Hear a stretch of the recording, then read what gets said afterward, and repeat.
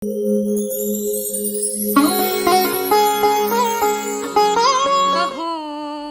मनो दुर्निग्रहं चलम् अभ्यासेन तु कौन्तेय वैराग्येण च गृह्यते। श्री गुरुभ्यो नमः। हरि ओम्। अहं कृतिका महाले नवमी कक्षायाः छात्रा अस्मि।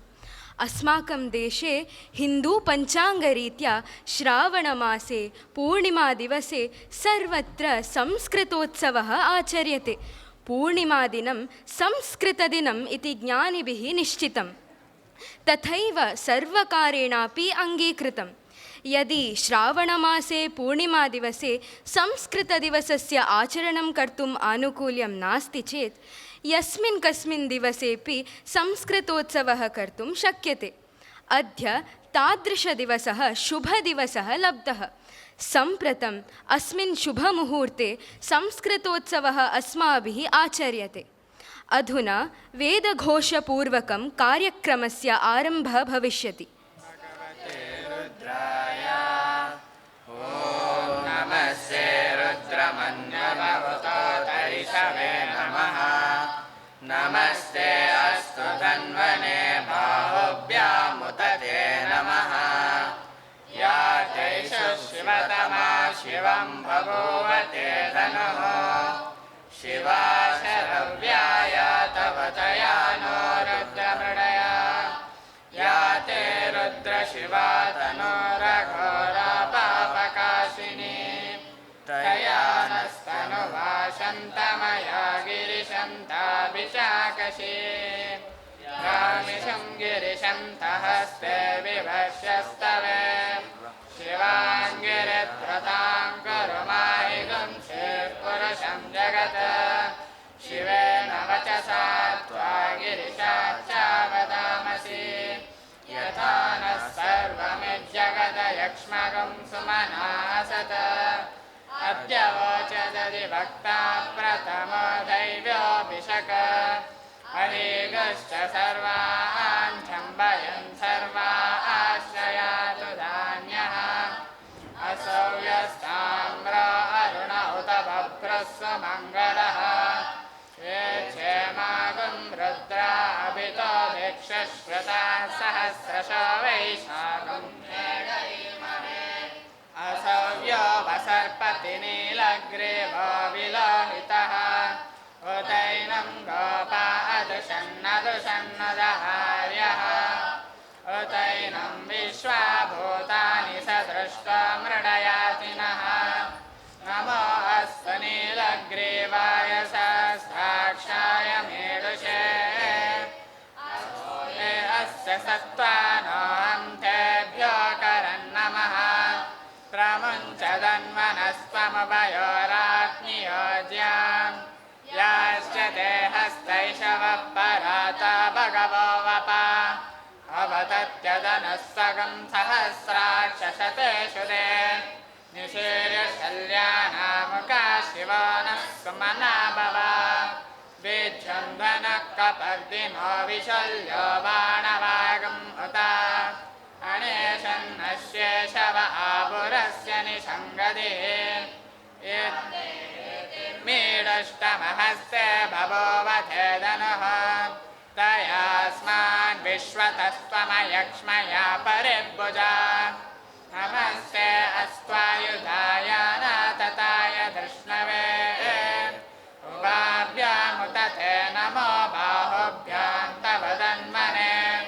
परिते धन्वनो हेतिरस्मान् वृणक्त विश्वतः। विशुधिस्तवारे अस्मन्निदेहितम्। हरि ओम्। सम्प्रति अतिथिस्थानम् अलङ्कुर्वन्तं श्री हरिप्रसाद महोदयं प्रार्थयामि यत् दीपप्रज्वलनपूर्वकं संस्कृतदिवसकार्यक्रमस्य उद्घाटनं करोतु। दीपज्योतिर्परं ज्योतिः दीपज्योतिर्जनार्दनः। दीपो हरतु मे पापं दीपज्योतिर्नमोऽस्तु ते। आत्मज्योतिर्प्रदीप्ताय ब्रह्मज्योतिर्नमोऽस्तु ते ब्रह्मज्योतिर्प्रदीप्ताय गुरुर्ज्योतिर्नमोऽस्तु ते दीपज्योतिर्परं ज्योतिः दीपज्योतिर्जनार्दनः दीपो हरतु मे पापम् दीपज्योतिर्नमोऽस्तु ते शुभं करोतु कल्याणम् आरोग्यं सुखसम्पदः द्वेषबुद्धिविनाशाय। इदानीं नवमी कक्षायां विद्यमाना कुमारी स्तुति एयाजी स्वागतभाषणं करोति। सुप्रभातं सर्वेभ्यः नमो नमः। अस्यां वेदिकायां मुख्यातिथिस्थानम् अलङ्कृतवन्तः श्री हरिप्रसाद महोदयम् अस्माकं विद्यालयस्य परतः हार्दं स्वागतं व्याहरामि। शारदा विद्या समूह संस्थायाः सदस्यः श्री सुधाकर राव पेजावर महोदयः अपि वेदिकायाम् अस्ति। तस्मै अपि मनःपूर्वकं स्वागतं व्याहरामि। यथा चित्तं तथा वाचो यथा वाचस्तथा क्रियाः चिन्ते वाचि क्रियायां च साधूनामेकरूपता। सज्जनानां मनसि वचसि कर्मणि च एकरूपता भवति। तेषां यथा चित्तं तथा वाचः भवन्ति, यथा वाचः तथैव कर्मणि भवन्ति। एवमेव अस्माकं प्रांशुपालमहोदया श्रीमती सुनीता विमडी, प्रांशुपालः श्री दयानन्दकटीलः अपि। तयोः महोदयोः अपि हार्दं स्वागतं व्याहरामि। अद्य अस्माभिः सह श्रीमती लक्ष्मी उडुपा तथा श्रीमती लक्ष्मी पै महोदये स्तः। महोदयोः अपि मनःपूर्वकं स्वागतं व्याहरामि। गुरुर्ब्रह्मा गुरुर्विष्णु गुरुर्देवो महेश्वरः गुरुः साक्षात् परं ब्रह्म तस्मै श्री गुरवे नमः। अस्माकं विद्यालयस्य शिक्षकान् तथा छात्रान् अपि स्वागतं व्याहरामि। कक्षायां विद्यमाना शर्वाणी भट्ट अतिथिमहोदयस्य परिचयं कारयिष्यति। साम्प्रतं विद्वान् श्री हरिप्रसाद शर्मणः परिचयं कारयितुं प्रयतिष्ये। अयं महोदयः उडुपीनगरे सर्वकारसंयुक्तप्रौढशालायां प्राथमिकतथा प्रौढशिक्षणम् अप्राप्नोत्। तदनन्तरं रजतपीठपुरे नाम उडुपीनगरे श्रीमन् मध्वसिद्धान्तप्रबोधिनी संस्कृतविद्यालये साहित्यशिक्षणं समाप्य तत्रैव नवीनन्यायशास्त्रे MA पदवीं प्राप्तवान्। अनन्तरं द्वैतवेदान्तशास्त्रे अध्ययनं चकार। अथ अयं महोदयः राज्य तथा राष्ट्रस्तरेषु अनेकासु स्पर्धासु भागं गृहीत्वा बहुमानमपि स्वीचकार। सम्प्रति एते महाभागाः उडुपीनगरे पौरोहित्यकार्यं तथा अनेकेषु देवालयेषु मठमन्दिरेषु च पुराणपारायणं तथा प्रवचनादिकार्यमपि कुर्वन्ति। एवं परिचयं कारयित्वा विरमाम्यहं। धन्यवादः। वेदिकायाम् आसनम् अलङ्कृतवन्तं श्री हरिप्रसाद महोदयं यत् अस्मान् उद्दिश्य संस्कृतविषयमधिकृत्य कानिचन वाक्यानि उक्त्वा अस्मान् अनुगृह्णन्तु इति प्रार्थये। जयति हरिरचिन्त्यः सर्वदेवैकवन्द्यः परमगुरुरभीष्टावाप्तिदः सज्जनानां निखिलगुणगणार्णो नित्यनिर्मुक्तदोषः सरसिजनयनोऽसौ श्रीपतिर्मानदो नः निर्मथ्योग्रभवार्णमे निजमनोभीष्टं दिशामीति यः सम्यक् ज्ञापयितुं करेण विलसन् मन्थानम् अन्येन च रम्यं दाम ददन्महेश रजतग्रामश्रियोऽलङ्कृतिः कर्मन्दीश्वरभक्तिबन्धनमशः प्रीतोऽस्तु कृष्णप्रभुः अखण्डमण्डलाकारं व्याप्तं येन चराचरं तत्पदं दर्शितं येन तस्मै श्रीगुरवे नमः। श्रीगुरुभ्यो नमः। हरिः ओं। नमः सभायै। अद्य मम इष्टदेवतां नमस्कृत्य तथा मम विद्यागुरुं तथा सर्वानपि नमस्कृत्य अत्र शोभायमानानां सर्वेषामपि अनुज्ञां स्वीकृत्य शारदाविद्यालयस्य संस्कृतोत्सवस्य शुभावसरे संस्कृतस्य विषयम् अधिकृत्य तथा संस्कृतेः विषयमधिकृत्य किञ्चित् वक्तुमुत्सहे कर्नाटकभाषायामेव वच्मि। ಇಂದು ಈ ಸಂಸ್ಕೃತ ಉತ್ಸವದ ಒಂದು ಸುಸಂದರ್ಭದಲ್ಲಿ ನಾವೆಲ್ಲರೂ ಕೂಡ ಇಲ್ಲಿ ಸೇರಿದ್ದೇವೆ. ಗುರುಗಳು ಹೇಳಿದಂತಹ ಒಂದು ಮಾರ್ಗದರ್ಶನದಂತೆ ಕನ್ನಡದಲ್ಲಿ 2-3 ಮಾತುಗಳನ್ನು ಆಡಲಿಕ್ಕೆ ಪ್ರಯತ್ನ ಪಡ್ತಾ ಇದ್ದೇನೆ. ಈ ಶಾರದಾ ವಿದ್ಯಾಲಯದಲ್ಲಿ ಈ ಸಂಸ್ಕೃತೋತ್ಸವದ ಆಚರಣೆ. ಹಾಗೆ ಬಂದ ಕೂಡಲೇ ಇವರು ಹೇಳಿದಂತಹ ಒಂದು ಮಾತು, ನಾವು ನಿತ್ಯವೂ ಕೂಡ ಸಂಸ್ಕೃತದ ಅಧ್ಯಯನವನ್ನು ಮಾಡ್ತೇವೆ.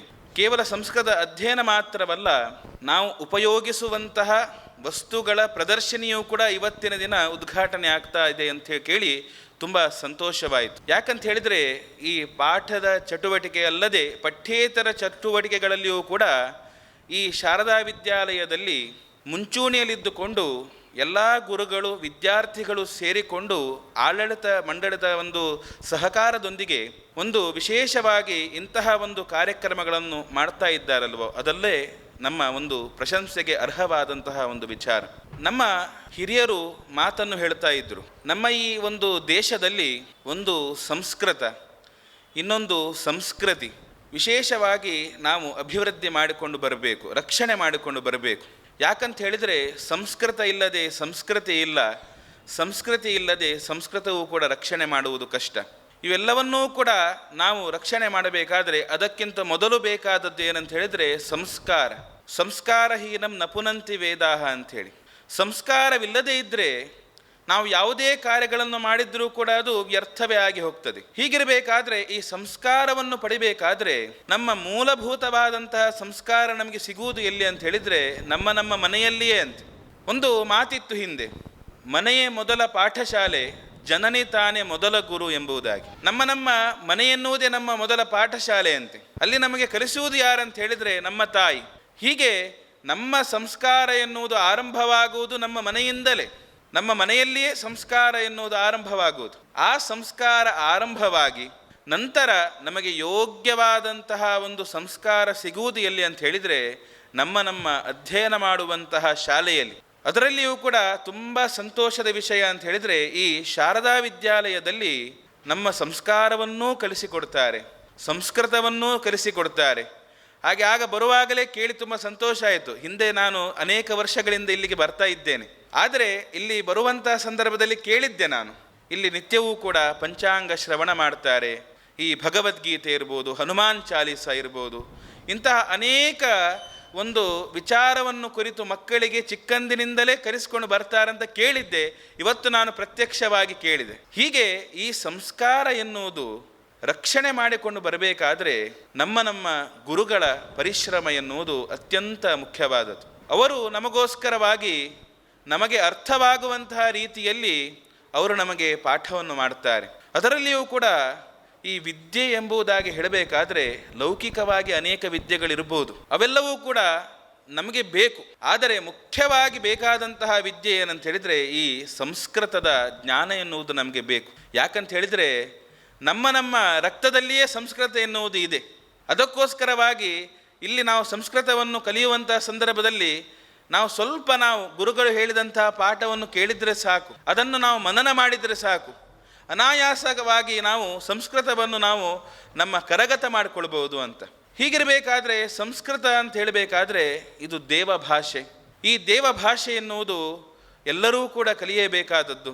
ಈ ದೇವಭಾಷೆಯು ಮಾತೃಭಾಷೆಯಾಗಿದೆ. ನಮ್ಮೆಲ್ಲರ ಮಾತೃಭಾಷೆ ಬೇರೆ ಇರ್ಬೋದು. ಒಬ್ಬರದ್ದು ಮನೆಯಲ್ಲಿ ಕನ್ನಡ ಮಾತಾಡ್ಬೋದು, ಅಥವಾ ಕೊಂಕಣಿ ಮಾತಾಡ್ಬೋದು, ಮರಾಠಿ ಮಾತಾಡ್ಬೋದು, ತುಳು ಮಾತಾಡ್ಬೋದು. ಹೀಗೆ ಅನೇಕ ವಿಧವಾದಂತಹ ಭಾಷೆಗಳನ್ನು ನಾವು ಮಾತೃಭಾಷೆ ಅಂತ ಹೇಳ್ತೇವೆ. ಆದರೆ ಮುಖ್ಯವಾಗಿ ನೋಡಬೇಕಾದ್ರೆ ಮಾತೃಭಾಷೆ ಯಾವುದು ಅಂತ ಹೇಳಿದರೆ ಸಂಸ್ಕೃತ. ಯಾಕಂತ ಹೇಳಿದರೆ ಎಲ್ಲ ಭಾಷೆಗಳಿಗೂ ಕೂಡ ಮಾತೃ ಸ್ಥಾನದಲ್ಲಿರುವಂತಹ ಭಾಷೆ ಈ ಸಂಸ್ಕೃತವಾಗಿದೆ. ಯಾಕಂತ ಹೇಳಿದರೆ ದಿನನಿತ್ಯವೂ ಕೂಡ ನಾವು ಒಂದೊಂದು ಪದವನ್ನು ಬಳಸ್ತೇವೆ, ಶಬ್ದಗಳನ್ನು ಪ್ರಯೋಗ ಮಾಡ್ತೇವೆ. ಕನ್ನಡದಲ್ಲಿರ್ಬೋದು, ಯಾವುದೇ ಭಾಷೆಯಲ್ಲಿರ್ಬೋದು, ಅದೆಲ್ಲವೂ ಕೂಡ ಸರಿಯಾಗಿ ನೋಡಲಿಕ್ಕೆ ಹೋದರೆ ಅದರ ಮೂಲಭೂತವಾದಂತಹ ಒಂದು ಸ್ಥಾನ ಎಲ್ಲಿ ಅಂತ ಹೇಳಿದರೆ ಸಂಸ್ಕೃತ. ಸಂಸ್ಕೃತದಿಂದ ಬಂದಂತಹ ಒಂದು ಭಾಷೆ ಅಂಥೇಳಿ ಈ ಪ್ರದರ್ಶನಿಯಲ್ಲಿ ನೋಡುವಾಗಲೇ ನಿಮಗೆ ಅರ್ಥವಾಗ್ಬೋದು. ಹೀಗೆ ಈ ಸಂಸ್ಕೃತ ಎನ್ನುವುದು ದೇವಭಾಷೆಯಾಗಿತ್ತು. ಅಂತಹ ದೇವಭಾಷೆಯಾದಂತಹ ಸಂಸ್ಕೃತ ಕ್ರಮೇಣವಾಗಿ ಆ ಸಂಸ್ಕೃತದ ವಿಚಾರದಲ್ಲಿ ಅನಾಸಕ್ತಿ ತೋರಲಿಕ್ಕೆ ಆರಂಭ ಮಾಡಿದರು. ಆ ಸಂಸ್ಕೃತ ಎನ್ನುವುದು ಅನಾಸಕ್ತಿ ತೋರಲಿಕ್ಕೆ ಕಾರಣ ಏನಂತ ಹೇಳಿದರೆ ಅದು ತುಂಬ ಕಷ್ಟ ಅಂಥೇಳಿ. ಯಾಕಂತ ಹೇಳಿದರೆ ಬೇರೆ ಭಾಷೆಗಳಿಗೂ ಕೂಡ ವ್ಯಾಕರಣ ಇದೆ, ಆದರೆ ಈ ಸಂಸ್ಕೃತಕ್ಕೆ ನೋಡಬೇಕಾದ್ರೆ ಅತ್ಯಂತ ಶ್ರೇಷ್ಠವಾದಂತಹ ವ್ಯಾಕರಣ ಬದ್ಧವಾಗಿ ನಾವು ನೋಡ್ಬೋದು. ಅದಕ್ಕೋಸ್ಕರವಾಗಿ ಬೇರೆ ಭಾಷೆಯಲ್ಲಿ ಬೇರೆ ಬೇರೆ ಪ್ರಾಂತ್ಯಕ್ಕೆ ಹೋಗುವಂಥ ಸಂದರ್ಭದಲ್ಲಿ ಆ ಭಾಷೆಯಲ್ಲಿ ಬದಲಾವಣೆ ಆಗಿದ್ದನ್ನು ನಾವು ಕಾಣಬಹುದು. ಯಾಕಂತೇಳಿದರೆ ಉಡುಪಿಯಲ್ಲಿ ಮಾತಾಡುವಂತಹ ಕನ್ನಡ ಉತ್ತರ ಕನ್ನಡದಲ್ಲಿ ಮಾತಾಡುವುದಿಲ್ಲ. ಹಾಗೆ ಉಡುಪಿಯಲ್ಲಿ ಮಾತಾಡುವಂತಹ ಕನ್ನಡ ಇಲ್ಲಿ ಹತ್ತಿರದಲ್ಲೇ ಇರುವಂತಹ ಕುಂದಾಪುರದಲ್ಲಿ ಮಾತಾಡುವುದು ಕನ್ನಡವೇ ಇರಬಹುದು, ಆದರೆ ಅದರಲ್ಲಿ ಬದಲಾವಣೆ ಎನ್ನುವುದು ಆಗ್ತಾ ಹೋಗ್ತದೆ. ಆದರೆ ಸಂಸ್ಕೃತ ಹಾಗೋ ವಿಶ್ವದ ಯಾವುದೇ ಮೂಲೆಯಲ್ಲಿ ಹೋಗಿ ಕೂಡ ನೀವು ಮಾತನಾಡಿದರೂ ಕೂಡ ಸಂಸ್ಕೃತ ಎಲ್ಲಿಯೂ ಕೂಡ ಬದಲಾವಣೆ ಆಗುವುದಿಲ್ಲ. ಯಾಕಂತ ಹೇಳಿದರೆ ಅದು ವ್ಯಾಕರಣಬದ್ಧವಾಗಿದೆ, ಆ ನಿಯಮದ ಅನುಸಾರವಾಗಿದೆ. ಆ ವ್ಯಾಕರಣದಲ್ಲಿ ಏನೆಲ್ಲ ವಿಚಾರಗಳನ್ನು ಹೇಳಿದ್ದಾರೋ, ಯಾವ ನಿಯಮಗಳಲ್ಲಿದೆಯೋ ಆ ನಿಯಮಗಳನ್ನು ಚಾಚೂ ತಪ್ಪದೆ ಯಾವಾಗಲೂ ಕೂಡ ಗುರುಗಳು ಮಕ್ಕಳಿಗೆ ತಿಳಿಸಿಕೊಡ್ತಾರೆ. ಆ ಮಕ್ಕಳು ಅದನ್ನು ಅಧ್ಯಯನ ಮಾಡ್ತಾರೆ. ಆ ಮಕ್ಕಳೇ ಮುಂದೆ ಗುರುಗಳಾಗ್ಬೋದು, ಆ ಮಕ್ಕಳೇ ಮುಂದೆ ಅನೇಕ ಜನರಿಗೆ ಕಲಿಸ್ಬೋದು. ಈ ರೀತಿಯಾಗಿ ಅನೇಕ ವರ್ಷಗಳಿಂದ ಆ ಸಂಸ್ಕೃತವು ಅತ್ಯಂತ ಶ್ರೇಷ್ಠವಾಗಿ ಉಳಿದಿದೆ. ಯಾಕಂತ ಹೇಳಿದರೆ ಅದರಲ್ಲಿರುವಂತಹ ವ್ಯಾಕರಣಬದ್ಧವಾದಂತಹ ಒಂದು ಪ್ರಯೋಗದಿಂದ. ಅದಕ್ಕೋಸ್ಕರವೇ ಆ ವ್ಯಾಕರಣ ಎನ್ನುವುದು ಅತ್ಯಂತ ಕಷ್ಟ. ನಾವು ಸಿದ್ಧಾಂತ ಕೌಮುದಿ, ಲಘು ಸಿದ್ಧಾಂತ ಕೌಮುದಿ, ಈ ರೀತಿಯಾಗಿ ಅನೇಕ ವ್ಯಾಕರಣ ಸೂತ್ರಗಳನ್ನು ಹೇಳುವಂತಹ ವಿಚಾರಗಳಿವೆ, ಗ್ರಂಥಗಳಿವೆ. ಆ ಗ್ರಂಥಗಳಿದ್ದರೂ ಕೂಡ ಅದನ್ನು ಅಧ್ಯಯನ ಮಾಡಲಿಕ್ಕೆ ಅದಕ್ಕೆ ಬೇಕಾದಂತಹ ವಿದ್ಯಾಲಯಗಳಿವೆ. ಅಲ್ಲಿ ಕ್ರಮೇಣ ಜನಸಂಖ್ಯೆ ಕಡಿಮೆ ಆಗ್ತಾ ಹೋಯಿತು. ಆದರೆ ಯಾವಾಗಲೂ ಕೂಡ ಸಂಸ್ಕೃತಕ್ಕೆ ನಾಶವಿಲ್ಲ, ಸಂಸ್ಕೃತಿಗೆ ನಾಶವಿಲ್ಲ, ನಮ್ಮ ಸಂಸ್ಕಾರಕ್ಕೆ ನಾಶವಿಲ್ಲ. ಅದು ಯಾವಾಗಲೂ ಕೂಡ ನಮ್ಮೊಟ್ಟಿಗೆ ಇದ್ದೇ ಇರ್ತದೆ. ಹೀಗಿರಬೇಕಾದ್ರೆ ಸಂಸ್ಕೃತ ಎನ್ನುವುದು ಪುನಃ ಆರಂಭವಾಯಿತು, ಇದು ಪುನರುತ್ಥಾನ ಆಗ್ತಾ ಹೋಯಿತು. ಇಂತಹ ವಿದ್ಯಾಲಯಗಳಿಂದ ವಿಶೇಷವಾಗಿ ಸಂಸ್ಕೃತದ ಸ್ಥಾನ ಎನ್ನುವುದು ಜಾಸ್ತಿ ಆಗ್ತಾ ಹೋಯಿತು. ಅದಲ್ಲದೆ ಈ ಅನೇಕ ವಿದ್ಯಾಲಯಗಳಲ್ಲಿ ಆ ಪಾಠ್ಯಕ್ರಮಗಳನ್ನು ಕೂಡ ಆರಂಭ ಮಾಡಿದ್ರು. ಹಿಂದೆ ಕ್ಲಿಷ್ಟಕರವಾದಂತಹ ವಿಚಾರಗಳನ್ನೆಲ್ಲ ಅದನ್ನು ಸರಳ ಮಾಡಲಿಕ್ಕೆ ನೋಡಿದ್ರು. ಸರಿಯಾಗಿ ನೋಡಬೇಕಾದ್ರೆ ಇಲ್ಲಿ ಮಂಗಳೂರಿನಲ್ಲಿ ಸಂಘನಿಕೇತನದಲ್ಲಿ ಇದು ಸಂಸ್ಕೃತ ಭಾರತೀಯ ಒಂದು ಕಾರ್ಯಾಲಯ ಇದೆ. ಅದರ ಮುಖ್ಯವಾದದ್ದು ಬೆಂಗಳೂರಿನಲ್ಲಿದೆ. ಆ ಒಂದು ಸಂಸ್ಕೃತ ಭಾರತೀಯ ಮುಖಾಂತರವಾಗಿ ವಿಶೇಷವಾಗಿ ಆ ಕಾರ್ಯಾಲಯದ ಮುಖಾಂತರವಾಗಿ ಸಂಸ್ಕೃತದ ಸರಳೀಕರಣವನ್ನು ಮಾಡಿ ಅಂತಹ ಒಂದು ಧಾತುಗಳನ್ನೆಲ್ಲ ಬಳಸಲಿಕ್ಕೆ ಕಷ್ಟವಾದರೂ ಕೂಡ ಸಾಮಾನ್ಯವಾಗಿ ಸಂಭಾಷಣೆಯನ್ನು ಎಲ್ಲರೂ ಕೂಡ ಒಳ್ಳೆಯ ರೀತಿಯಲ್ಲಿ ಮಾಡಬೇಕು, ಅನಾಯಾಸವಾಗಿ ಮಾಡಬೇಕು, ವ್ಯಾಕರಣಕ್ಕೆ ಯಾವುದೇ ವಿಧವಾದಂಥ ತೊಂದರೆಗಳೆಲ್ಲ ಬರಬಾರದು. ಇಂತಹ ಅನೇಕ ಉದ್ದೇಶವನ್ನಿಟ್ಟುಕೊಂಡು ಅನೇಕ ಕಡೆಗಳಲ್ಲಿ ಸಂಸ್ಕೃತ ಸಂಭಾಷಣಾ ಶಿಬಿರಗಳನ್ನೆಲ್ಲ ಮಾಡಿದ್ರು. ಆ ಸಂಭಾಷಣಾ ಶಿಬಿರಗಳಲ್ಲಿ ಸಂಸ್ಕೃತವನ್ನು ಯಾವ ರೀತಿಯಾಗಿ ವ್ಯವಹಾರ ಮಾಡಬೇಕು ಎಂಬುದಾಗಿ ತೋರಿಸಿಕೊಟ್ರು. ಅನೇಕ ವಸ್ತುಗಳಿಗೆ ಏನೆಲ್ಲ ಶಬ್ದಗಳಿಂದ ಪ್ರಯೋಗ ಮಾಡ್ತಾರೆ ಅಂತ ಗೊತ್ತಿರಲಿಲ್ಲ, ಅದನ್ನು ತಿಳಿಸಿಕೊಟ್ರು. ಅದಕ್ಕೆ ಬೇಕಾದಂತಹ ಅನೇಕ ಗ್ರಂಥಗಳನ್ನು ಕೊಟ್ಟರು.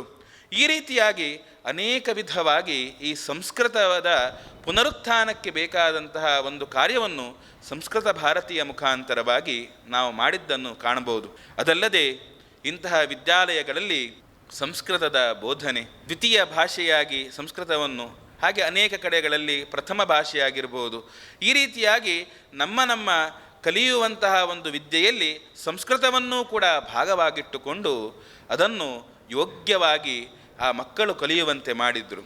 ಈ ರೀತಿಯಾಗಿ ಸಂಸ್ಕೃತವನ್ನು ಕಲಿಸ್ತಾ ಹೋದರು. ಆ ಸಂಸ್ಕೃತವನ್ನು ಕಲಿತಂತಹ ಮಕ್ಕಳು ಸುಸಂಸ್ಕೃತರಾಗಿರಬೇಕು ಅಂತ. ಯಾಕಂತ ಹೇಳಿದರೆ ನಮ್ಮ ಸಂಸ್ಕೃತಿ ಎನ್ನುವುದು ಉಳಿಯುವುದು ಯಾವಾಗ ಅಂತ ಹೇಳಿದರೆ, ಈಗ ಇಲ್ಲಿ ಪ್ರಥಮವಾಗಿ ಮಾಡಿದಂತಹ ಪ್ರಾರ್ಥನೆ ಯಾವುದು?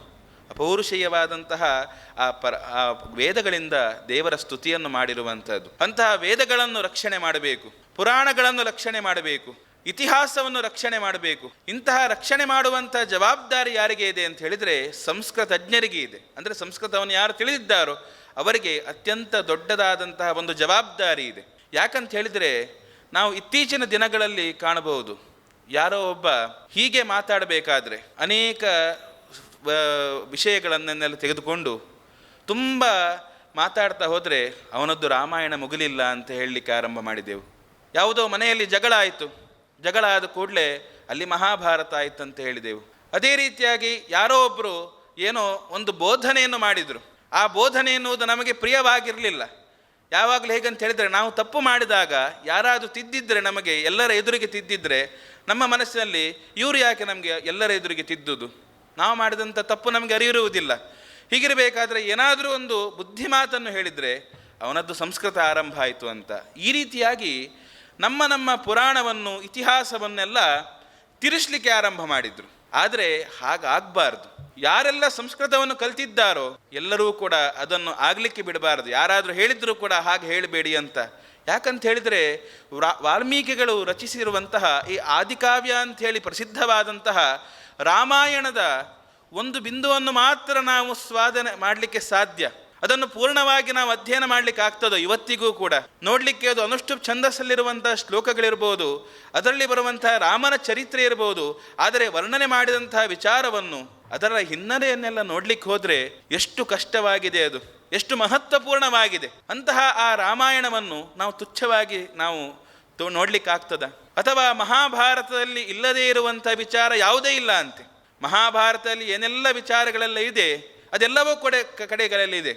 ಮಹಾಭಾರತದಲ್ಲಿ ಇಲ್ಲದಿರುವಂಥ ವಿಚಾರ ಬೇರೆ ಎಲ್ಲೂ ಕೂಡ ಇಲ್ಲ ಅಂತ ಹೇಳ್ತಾರೆ. ಅಂದರೆ ಎಲ್ಲ ವಿಚಾರಗಳು ಕೂಡ ಅಡಗಿರುವಂತಹ ಒಂದು ಅತ್ಯಂತ ಶ್ರೇಷ್ಠವಾದಂತಹ ಒಂದು ಗ್ರಂಥವೇ ಮಹಾಭಾರತ. ಅಂತಹ ಮಹಾಭಾರತವನ್ನು ನಾವು ತುಚ್ಛ ಮಾಡಲಿಕ್ಕಾಗ್ತದೋ? ತುಚ್ಛ ಮಾಡಬಾರದು ನಾವು ಯಾರೂ ಕೂಡ. ಅದೇ ರೀತಿಯಾಗಿ ಸಂಸ್ಕೃತ ಅಂತಹ ದೇವ ಭಾಷೆಯನ್ನು ನಾವು ತುಚ್ಛವಾಗಿ ನೋಡ್ಲಿಕ್ಕಾಗ್ತದ? ನೋಡ್ಲಿಕ್ಕಾಗುವುದಿಲ್ಲ. ನಾವು ಇವತ್ತೇ ಯಾವಾಗಲೂ ಕೂಡ ಇದು ಶಪಥವನ್ನು ಮಾಡಿಕೊಡಲೇಬೇಕು.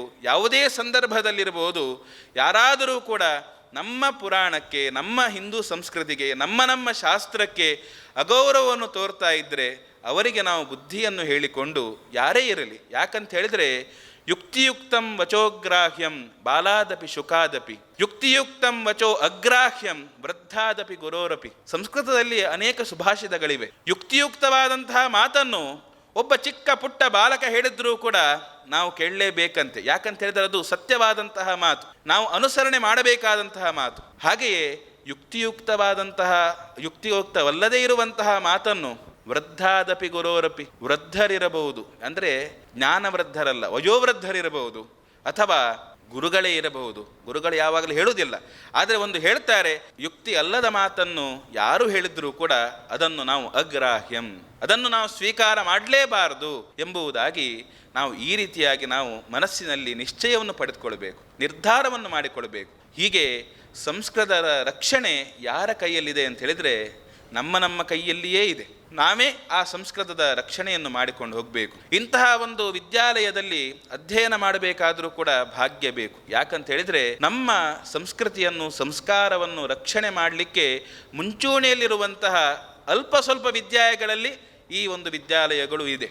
ಅಂತಹ ಒಂದು ವಿದ್ಯಾಲಯದಲ್ಲಿ ನಾವು ಕಲಿಯುವಾಗ ಮುಖ್ಯವಾಗಿ ನಮಗೆ ಸಂಸ್ಕೃತ ಏನು ತೋರಿಸಿಕೊಡ್ತದೆ ಅಂತ ಹೇಳಿದರೆ ನಮ್ಮ ಹಿರಿಯರಿಗೆ ವಂದನೆ ಮಾಡುವಂಥ ವಿಚಾರವನ್ನು ತೋರಿಸಿಕೊಡ್ತದೆ. ನಮ್ಮ ಗುರುಗಳನ್ನು ವಂದನೆ ಮಾಡಬೇಕಂತ ತೋರಿಸ್ತದೆ. ಯಾಕಂತ ಹೇಳಿದರೆ ಯಾವಾಗಲೂ ಕೂಡ ನಾವು ಹೇಳುವುದೇನು, ನಮ್ಮ ತಂದೆ ತಾಯಿಯಲ್ಲಿ ನಾವು ದೇವರನ್ನು ಕಾಣಬೇಕು, ಹಾಗೆಯೇ ನಮ್ಮ ಗುರುಗಳಲ್ಲಿ ದೇವರನ್ನು ಕಾಣಬೇಕು.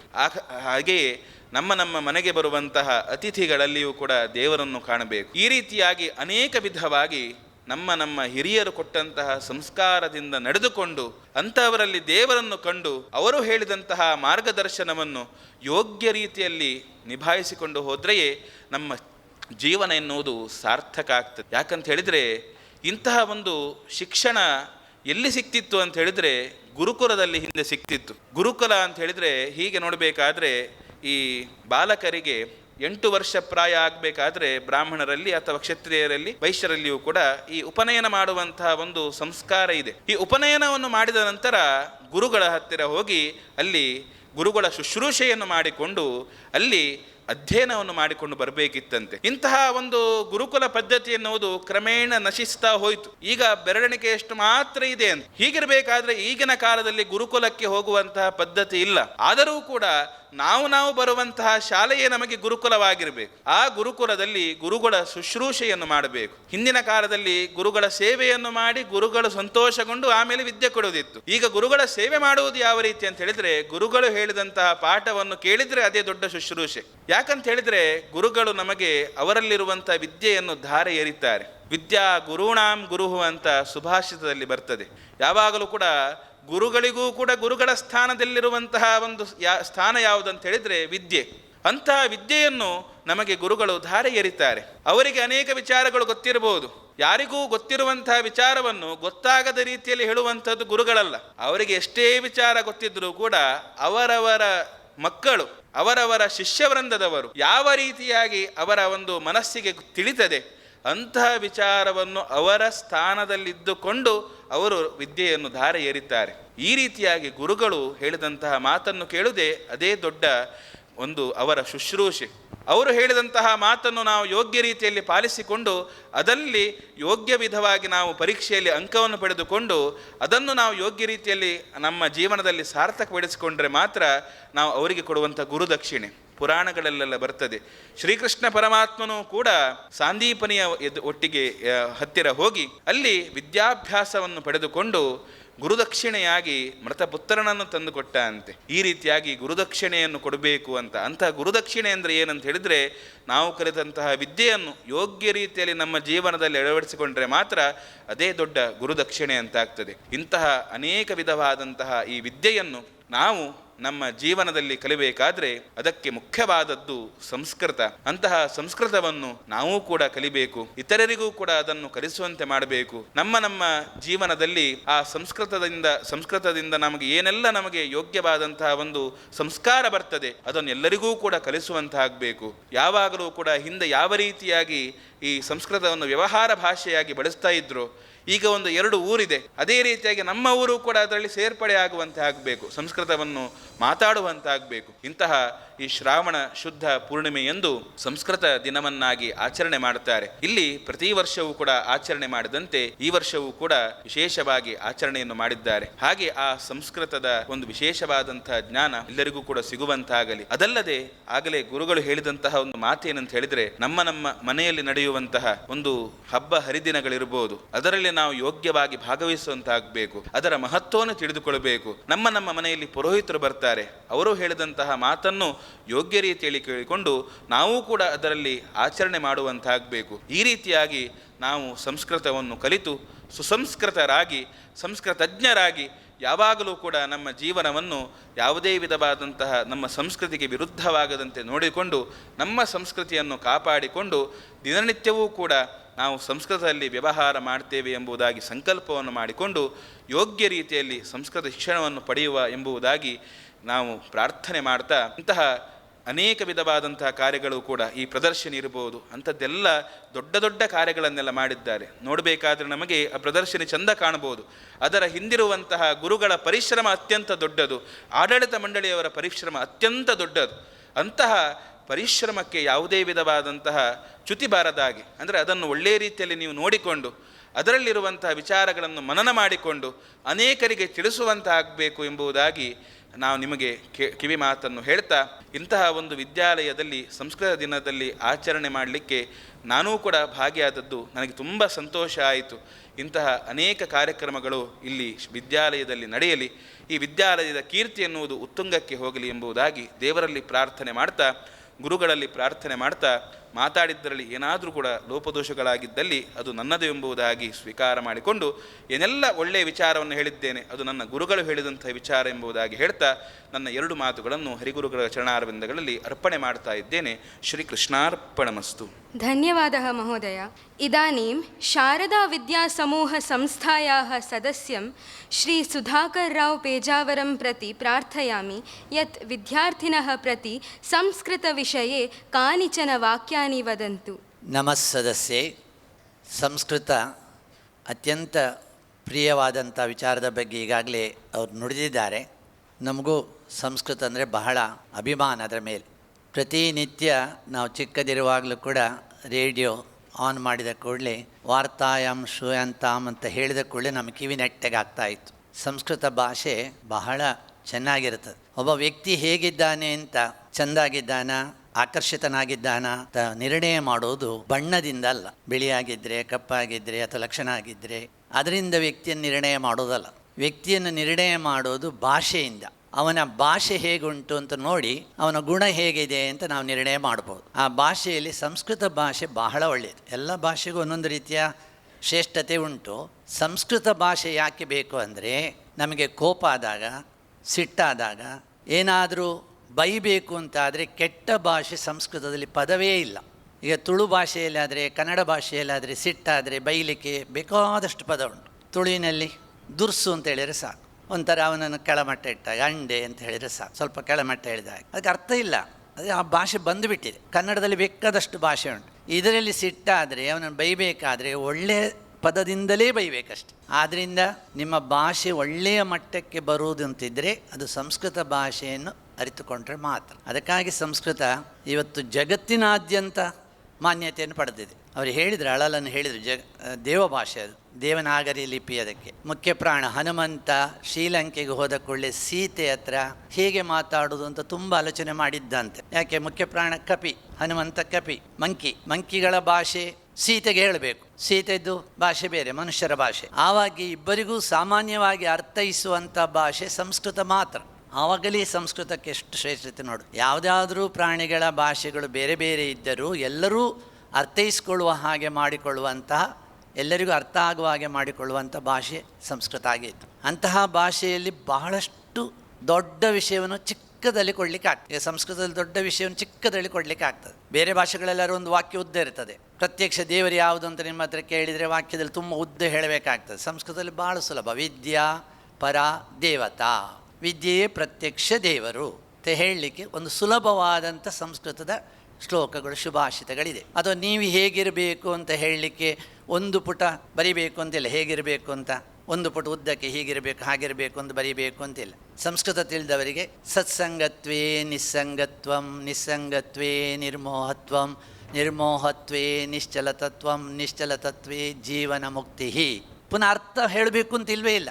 ಸಾಮಾನ್ಯವಾಗಿ ನೀವು ಮನವಾಗಿ ತೆಗೆದುಕೊಂಡ್ರೆ ಅಲ್ಲಿಗೆ ಅರ್ಥ ಆಯಿತು. ಒಂದರಿಂದ ಇನ್ನೊಂದು, ಇನ್ನೊಂದರಿಂದ ಹೀಗೆ, ಇದರಿಂದ ಹೀಗೆ, ಇದರಿಂದ ಕೊನೆಗೆ ನಮಗೆ ಮುಕ್ತಿ ಇದೆ ಅಂತ ಎಷ್ಟು ಸುಲಭವಾಗಿ ಹೇಳಿಬಿಟ್ಟಿದ್ದಾರೆ ಸಂಸ್ಕೃತದಲ್ಲಿ. ಅದರಿಂದ ಸಂಸ್ಕೃತ ಭಾಷೆಯ ಬಗ್ಗೆ ಇವತ್ತು ಜಗತ್ತೇ ಒಪ್ಪಿದೆ. ಮಾನ್ಯ ಪ್ರಧಾನಿಯವರು ಕೆಲವು ದೇಶಗಳನ್ನು ಒಟ್ಟಿಗೆ ಮಾಡಿದರು ವಿಶ್ವಶಾಂತಿಗೋಸ್ಕರ. 15 ದೇಶ ಆಯಿತು, ಮತ್ತಿನ ವರ್ಷ ಆಗುವಾಗ 20 ದೇಶ ಸೇರಿತು, ಮತ್ತೊಂದು ವರ್ಷ ಆಗುವ 25 ದೇಶ ಸೇರಿತು. ನಿಮ್ಗೆ ಗೊತ್ತಿದೆ ಅದು ಚರಿತ್ರೆಯಲ್ಲಿ ಅಥವಾ ಈಗಿನ ನ್ಯೂಸ್ನಲ್ಲಿ ನೀವು ನೋಡ್ತೀರಿ. ಎಲ್ಲ ದೇಶ ಒಟ್ಟಿಗೆ ಆದ ನಂತರ ಒಂದು 20-25 ದೇಶ ಒಟ್ಟಿಗೆ ಆದ ನಂತರ ಒಂದು ಆ್ಯಂಬ್ಲಮ್ ಮಾಡಿದರು, ಒಂದು ಮುದ್ರೆ. ಆ ಮುದ್ರೆಯಲ್ಲಿ ಚಿತ್ರ ಮಾಡಿದರು, ಶಾಂತಿಯ ಚಿತ್ರ.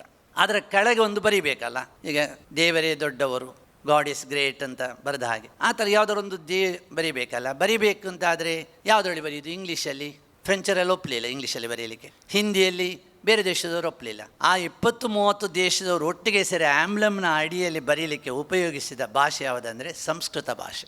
ಅಂದರೆ ಅಲ್ಲಿ ಸೇರಿದಂಥ ಜನರು ಬೇರೆ ಬೇರೆ ಭಾಷಿಗರಾಗಿ ಬೇರೆ ಬೇರೆ ದೇಶದವರಾಗಿದ್ದರೂ ಕೂಡ ಎಲ್ಲರಿಗೂ ಪ್ರಿಯವಾಗಿ ಅದು ಹೌದು ಒಪ್ಪಿಕೊಳ್ಳುವಂಥ ಭಾಷೆ ಆದದ್ದು ಸಂಸ್ಕೃತ. ಹಾಗಾಗಿ ಜಗತ್ತೇ ಇವತ್ತು ಇನ್ನು ಮುಂದಕ್ಕೆ ಅದನ್ನು ಒಪ್ಪಿಕೊಳ್ಳುತ್ತದೆ. ಈಗಲೇ ಒಪ್ಪಿದೆ ಬೇಕಾದಷ್ಟು. ಸಂಸ್ಕೃತದ ಯೋಗ ಒಪ್ಪಿದೆ. ಒಂದು ಕಾಲದಲ್ಲಿ ಕೆಲವರಿಗೆ ಮಾತ್ರ ಅಂತ ಇತ್ತು. ಈಗ ಸುಮಾರು 200 ದೇಶ, 350 ದೇಶಗಳಿವೆ. ಅದರಲ್ಲಿ ಒಂದು 200 ನೇಷನ್ಸ್ ಅಪ್ರೂವಲ್ ಮಾಡಿದೆ, ಇದು ಬೆಸ್ಟ್ ಅಂತ. ಇದು ನಮ್ಮದು ಸ್ವಂತ ಆರೋಗ್ಯ, ಎಲ್ಲರಿಗೂ ಸ್ವಾಸ್ಥ್ಯ, ಎಲ್ಲರಿಗೂ ಆರೋಗ್ಯ ಸಿಗುವಂಥ ವಿಷಯ ಅಂತದ್ದು ಒಪ್ಪಿಕೊಂಡಿದೆ. ಬೇಡ, ಇನ್ನೂ ಸುಲಭದಲ್ಲಿ ಹೋಗಿಬೇಕಾದ್ರೆ 2 ಪದ ಕಟ್ಟರೆ ಸಾಕು. ನಿಷ್ಕಾಮ ಕರ್ಮಿ, ನಿಷ್ಕರ್ಮ ಕಾಮಿ.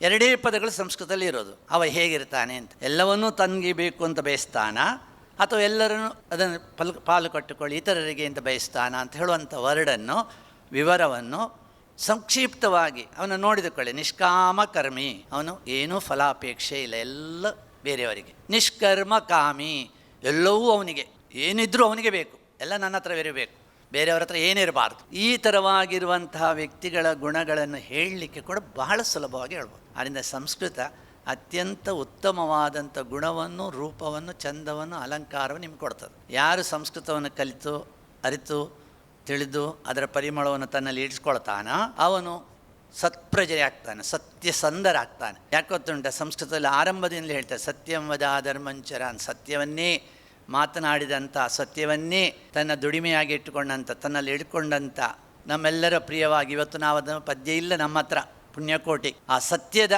ಶ್ರೇಷ್ಠತೆ ಅಂತ ತಿಳ್ಕೊಳ್ಳಲಿಕ್ಕೆ ಸತ್ಯವನ್ನು ಎದುರು ತಂದದ್ದು. ಅಂತಹ ಸಂಸ್ಕೃತ ನೀವು ಅರಿತುಕೊಂಡಿದ್ದೀರಿ. ಇಷ್ಟಕ್ಕೆ ಮಾತ್ರ ಆಗಿಲ್ಲ, ನೀವು ರಾಯಭಾರಿಗಳು. ನಿಮ್ಮ ತಮ್ಮಂದಿರು, ತಂಗಿಯಂದಿರು, ಮನೆಯಂದಿರು ಎಲ್ಲರನ್ನೂ ಕೂಡ ಸಂಸ್ಕೃತದ ಒಲವನ್ನು ಮೂಡಿಸುವಂತಹ ನೀವು ಅಂಬಾಸಿಡರ್. ಅಂತಹ ಕೆಲಸವನ್ನು ನೀವು ಮಾಡೋ ಶಕ್ತಿ ಶಾರದಾ ದೇವಿ ನಿಮಗೆಲ್ಲ ನೀಡಲಿ ಅಂತ ಆಸ್ತಾ ನಿಮಗೆ ಶುಭವನ್ನು ಕೋರುತ್ತೇನೆ. ಶುಭಂ. ಧನ್ಯವಾದः ಮಹೋದಯ. इदानीम् अहं सदस्यमहोदयं श्रीसुधाकरराव् पेजावरं प्रति प्रार्थयामि यत् मुख्यातिथिः श्रीहरिप्रसादमहोदयाय लघुस्मरणिकां प्रददातु इति। अध्यक्षमहाभागं तथा सर्वान् विनयपूर्वकं प्रार्थयामि यत् वेदिकायाः अधोभागे विद्यमान आसनानि अलङ्कुर्वन्तु इति। परमेश्वरं वक्रभणित्या पराजयते। प्रहसने सूत्रधारिणी धरित्रीकामत्, शिवः श्रावणी च अष्टमी कक्षातः, पार्वती प्रकृतिशर्मा नवमी कक्षातः। संस्कृतभाषायाः पदसमृद्धिः अद्वितीया अस्ति। अस्य भाषायाः पदकोशः अतीव सुरमः व्यापकः च अस्ति। एकैकस्मिन् अर्थे अनेकानि पर्यायपदानि संस्कृतभाषाया दृश्यते। उदाहरणार्थं जलस्य पर्यायाः 100 अधिकानि पदानि विद्यन्ते। इतोपि एकः सुन्दरः रीत्या ज्ञातुम् इच्छन्ति वा? पार्वती परमेश्वरं वक्रभणित्या पराजयते। पार्वती परमेश्वरस्य प्रेयसी, तयोः प्रीतिः निरतिशया। एकदा परशिवः एकाकी बहिः गत्वा गृहं प्रति निवर्तते। आगतं हृदयवल्लभम् अगजा गवाक्षेण अपश्यत्। तदा द्वारं पिहितम् आसीत्। उद्घाटनार्थं परशिवः कवाटम् अङ्गुल्या प्रहरति। गिरिजा सरससल्लापेन तं पराजेतुम् इच्छन्ती भणति। Parvati is beloved by Parashiva. Their love is unconditional. One day, when Shiva returns to his home, he sees his wife through the windows. The doors were shut. Shiva knocks on the door. Parvati wants to defeat Shiva in a humorous and a loving manner. अये अङ्गुल्या कवाटं कः प्रहरति? अहमस्मि प्रिये। कः त्वम्? अहं शूली। ते शूलरोगः वर्तते? नाहं वैद्या, वैद्यं प्रति याहि। प्रियतमे, अहं नीलकण्ठः। त्वं नीलकण्ठः असि? तर्हि एकां केकां कुरु। प्रेयसी, अहं पशुपतिः अस्मि। भो पशुपति, कुत्र ते शृङ्गे? अये, नाहं वृषभः, अहं स्थाणुः अस्मि। यदि त्वं स्थाणुः असि तर्हि कथं भाषसे? अहं शिवायाः पतिः अस्मि। किं त्वं शृगाल्याः पतिः शृगालोऽसि? वनं प्रति याहि, अत्र किं कार्यमस्ति? अये पार्वती, त्वया शब्दच्छलेन जेतुं कोऽपि न शक्तः। अद्य अहं पराजितः। कृपया द्वारम् उद्घाटयतु प्रिये। अहं तव हृदयवल्लभः परमेश्वरः। एवं पार्वती शब्दच्छलेन शिवं पराजयत्। तौ जगदादिमौ दम्पतिः अस्मान् पाताम्। In this manner, Parvati defeats Shiva. They are the ideal couples of our universe. धन्यवादाः। धन्यवादः। इदानीं कुमारी शर्वाणी भट् एकपात्र अभिनयं करोति। सर्वे छात्राः सावधानतया दृष्ट्वा आमोदं प्राप्नुवन्तु इति प्रार्थये। सर्वेभ्यः नमः।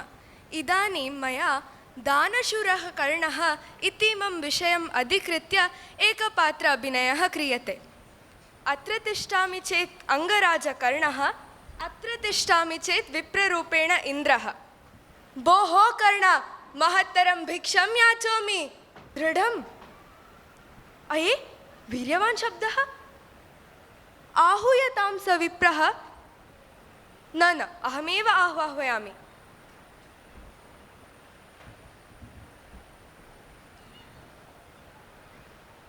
भगवन्, किमिच्छसि? महत्तरं भिक्षं याचोमि। प्रीतोऽस्मि भगवन्। यातकृतार्थगणनामहमद्य लोके राजेन्द्रमौलिमणिरञ्जितपादपद्मः विप्रेन्द्रपादरजसा तु पवित्रमौलिः कर्णो भवन्तमहमेव नमस्करोमि। किं नु खलु मया वक्तव्यं? यदि दीर्घायुर्भव इति वक्ष्ये दीर्घायुर्भविष्यति, तस्मात् उभयात् परिहृत्य किं नु खलु वक्ष्यामि। भवतु दृष्टं। भोः कर्ण, सूर्यमिव चन्द्रमिव हिमवानिव सागरमिव तिष्ठतु ते यशः। भगवन्, किं न वक्तव्यं दीर्घायुर्भव इति, अथवा एतदेव शोभनं। भगवन्, किमिच्छसि, किमहं ददामि। महत्तरं भिक्षं याचोमि। महत्तरं भिक्षम् एव भवते प्रदास्ये। सालङ्कृतसवत्स गोसहस्रं ददामि। गोसहस्रमिति मुहूर्तकं क्षीरं पिबामि। नेच्छामि कर्ण, नेच्छामि। किं नेच्छति भवान्? इदमपि श्रूयताम्। सुगुणमनिलवेगं युद्धदृष्टापदानं बहुसहस्रं वाजिनं ते ददामि। अश्वः इति मुहूर्तकम् आरोहामि। नेच्छामि कर्ण। मेघगम्भीरघोषं रिपुसमरविमर्धं वारणानां वृन्दं ददामि। गजः इति मुहूर्तकम् आरोहामि। नेच्छामि कर्ण, नेच्छामि, गच्छामि अहं। तिष्ठतु भगवन्, अन्यदपि श्रूयताम्।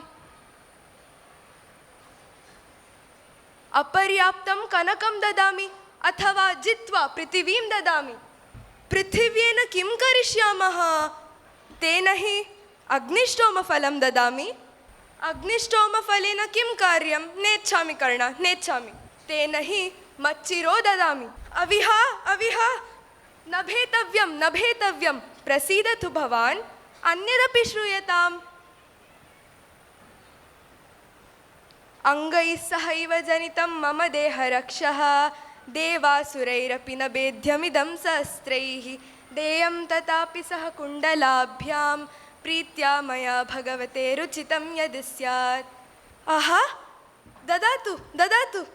एष एवास्य कामः। किं नु खलु कपटबुद्धेः कृष्णस्य उपायः? सोऽपि भवतु। धिक्, अयुक्तम् अनुशोचितुं नास्ति संशयः। गृह्यताम्।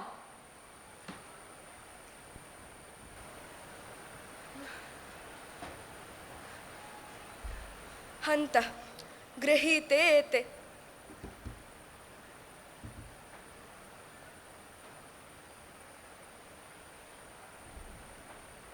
शिक्षां क्षयं गच्छति कालपर्ययात्, सबद्धमूलानि पतन्ति पादपाः। जलं जलस्थानगतं च शुष्यति, हुतं च दत्तं च तथैव तिष्ठति। धन्यवादः। धन्यवादः शर्वाणि। इदानीं संस्कृतसमूहगानं सर्वे सावधानतया शृण्वन्तु, आनन्दम् अनुभवन्तु।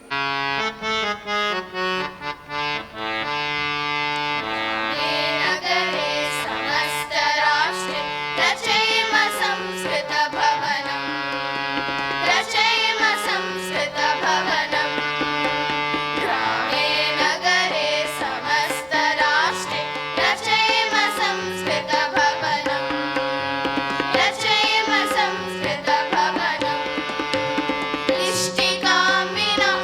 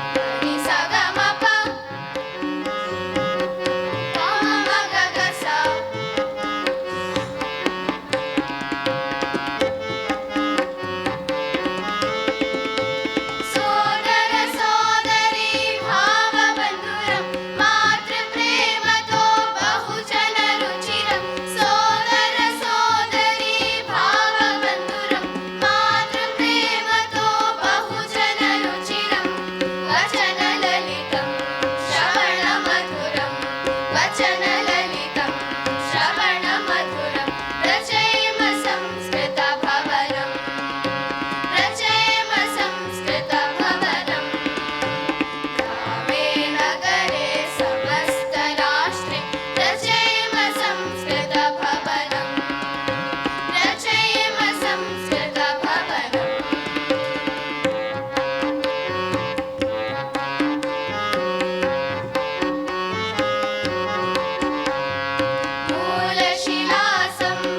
मूलशिलासम्भाषणमस्य बिन्दुजनैक्यं शिखरमुन्नतं मूलशिलासम्भाषणमस्य बिन्दुजनैक्यं शिखरमुन्नतं सोपानं श्रवणादिविधानं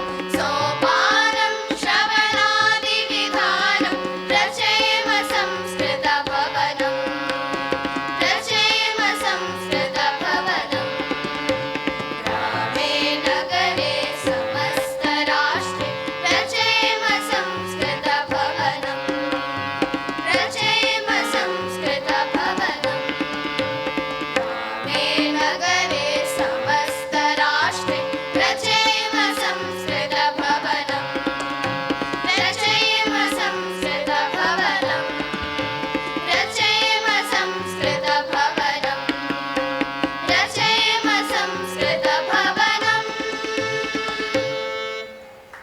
नमः सभायै मुख्यातिथिरूपेण आगत्य संस्कृतभाषायाः महत्त्वम् अधिकृत्य अनेकविचारान् उक्त्वा अस्मान् संस्कृताध्ययनार्थं प्रेरितवन्तः श्री हरिप्रसाद महोदयाय शारदाविद्यालयस्य परतः अनन्तानन्तधन्यवादं समर्पयामि। शारदाविद्यासंस्थायाः सदस्यः श्री सुधाकर राव पेजावर महोदयाय अस्माकं परतः विनयपूर्वकं धन्यवादं समर्पयामि। सर्वदा सर्वकालेषु विद्यार्थिनां तथा छात्राणां कृते प्रोत्साहं दत्तवद्भ्यः प्रांशुपालिनी श्री